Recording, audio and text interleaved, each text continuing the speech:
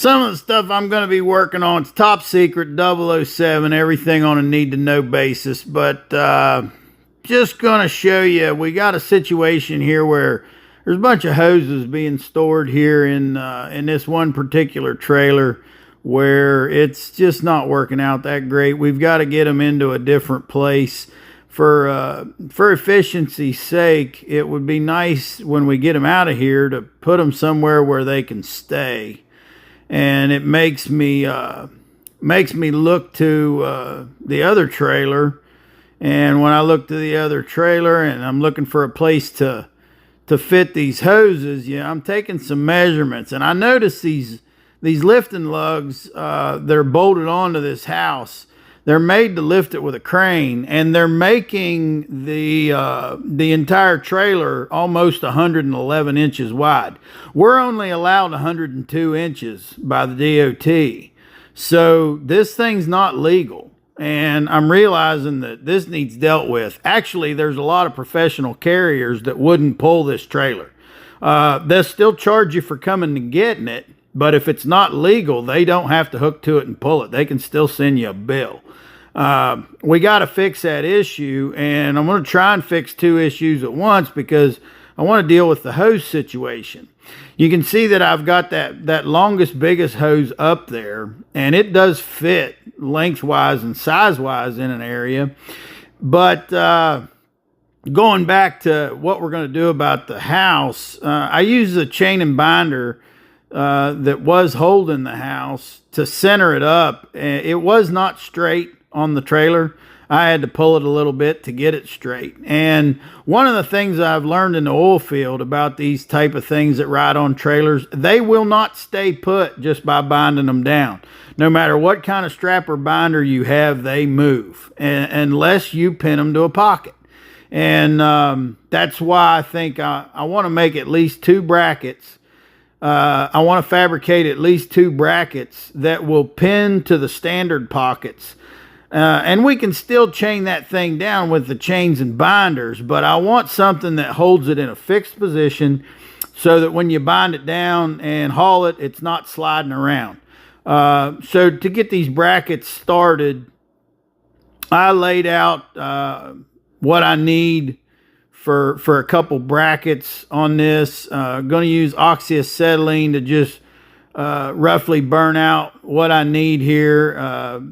It's going to be fine just for burning out these holes and burning out these pieces. This is not an application where it has to be necessarily a machined fit of any sort.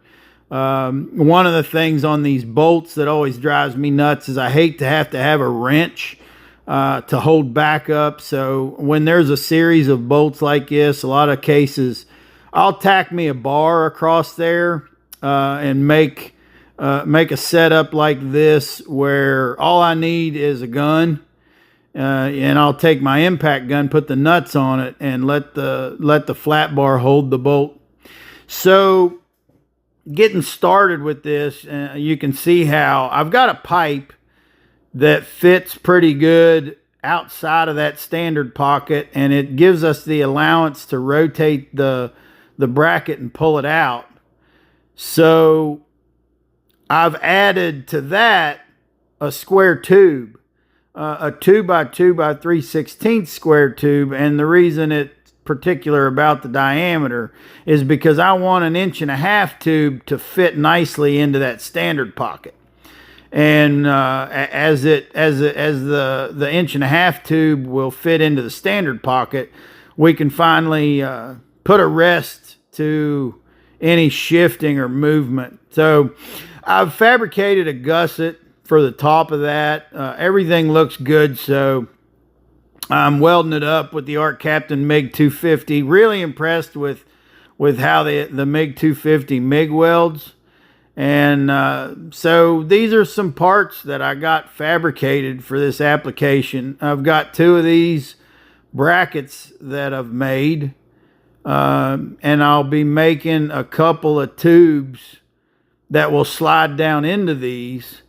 But this is pretty much what you're going to have a pipe that slides in between the sidebar and the trailer, and then a tube that slides in pretty snug into the standard pocket on the trailer.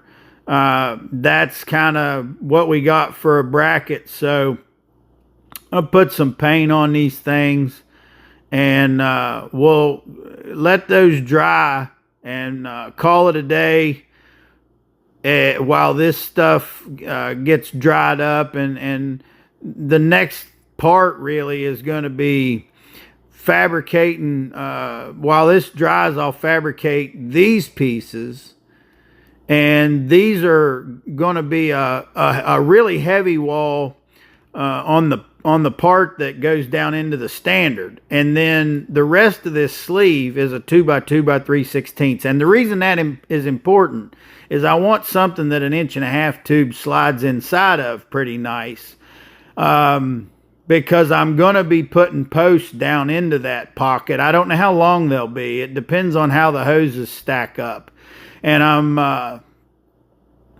not sure yet on that part. But what I've done is I've installed the brackets. These are the brackets that are going to keep the house in the position that it belongs, and we can bind it back down.